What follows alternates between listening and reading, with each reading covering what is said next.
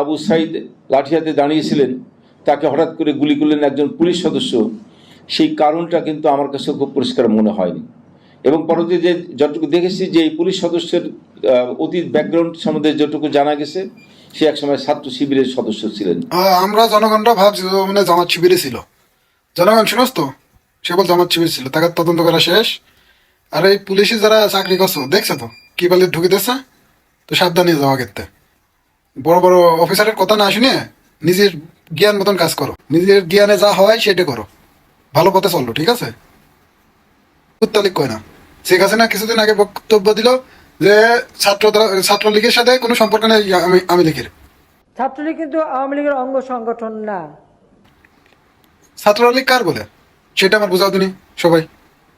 বাংলাদেশের জনগণ পাগল, তোমরা সব পাগল সাজিয়ে ফেলছো, তাই না? তোমরা চতুর আর বাংলাদেশের জনগণ পাগল। কিছুদিন পরে পলানো জায়গা পাবো না তোমরা, ঠিক আছে না? যে জায়গা পলাবা সেই জায়গায় তো জনগণ বের করে নিয়ে আসবে না। জনগণের কাছে ক্ষমা চাইও তোমাকে পার পাবো না তোমরা, ঠিক আছে? এইসব তাসিরা বক্তব্য ক্যামেরার সামনে এসে দিবা না। কথায় কথায় তোমরা শিবিরকে টানো, জামাত শিবির, বিএমপি, তোমাকে নিজেকে দোষটা কান্দের পর নেও, ঠিক আছে? তোমরা যে দোষ করছো না, সেই দোষটা নেও।